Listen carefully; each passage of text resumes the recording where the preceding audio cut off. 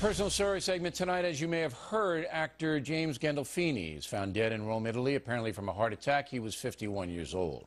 Mr. Gandolfini was a brilliant performer who became world famous with his vivid portrayal of mobster Tony Soprano. That stuff we talked about before, how's that sitting with you? It's not like I wasn't 90% sure already. What about your brother? Does he know? I think so. You know, there was a time, Ed, when the Italian people didn't have a lot of options. I mean, like Mario Cuomo? Sorry. You know, I put food on the table. My father was in it. My uncle was in it. Maybe I was too lazy to think for myself.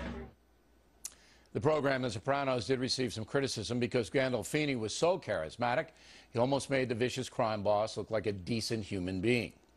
Joining us now from North Carolina to discuss the purveyor of Goldberg.com, Mr. Goldberg.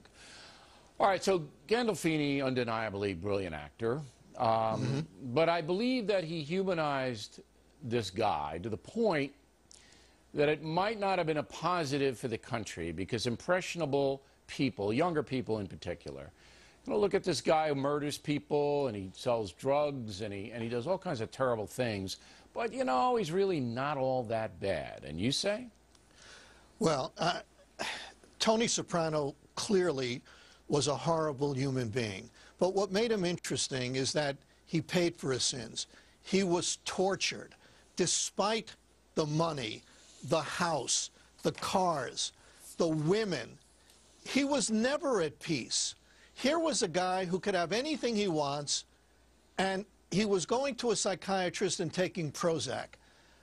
Look, Bill, what makes this great high art, The Sopranos, is that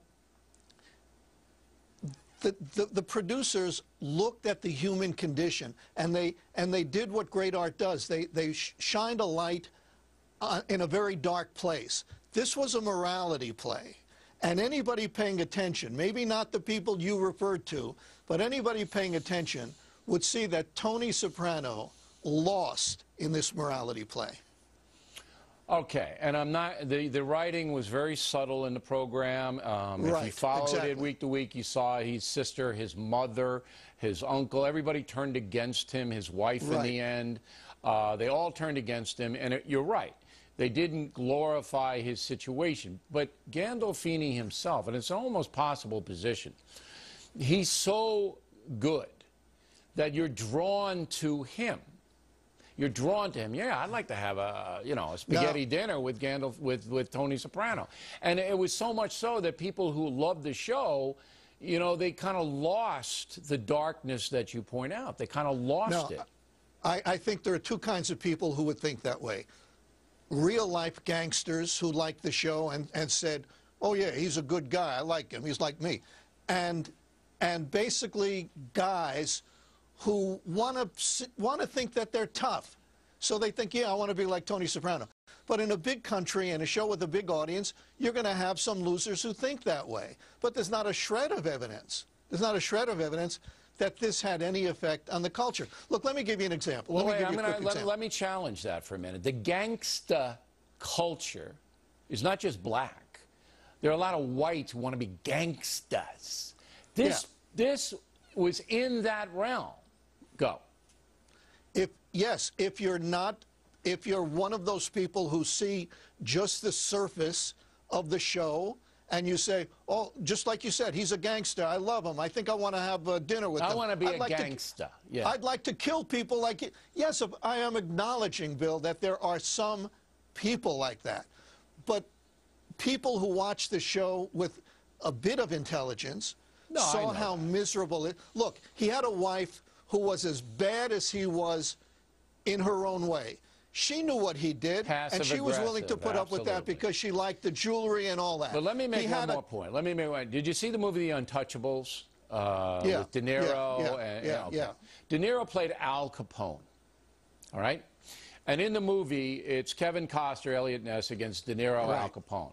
De Niro made Capone into a monster. And De Niro, a charismatic actor, but he took a different way with Capone. He could have done it another way because Capone was charming to a lot of people, but he made him a monster. And Right. I admired that portrayal. I'll give you the last And you know word. why? And you know why Tony Soprano wasn't that kind of monster? Because he was vulnerable.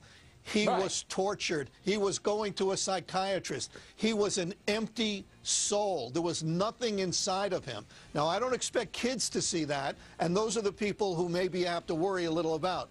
But grown-ups who paid attention, no. This did not change the culture for the worse. This was a masterpiece of television. All right, Bernie, thank you. And our condolences, of course, to the Gandolfini family and also to the family of Vince Flynn, who succumbed to cancer. Great guy, terrific writer. We're going to miss Vince a lot.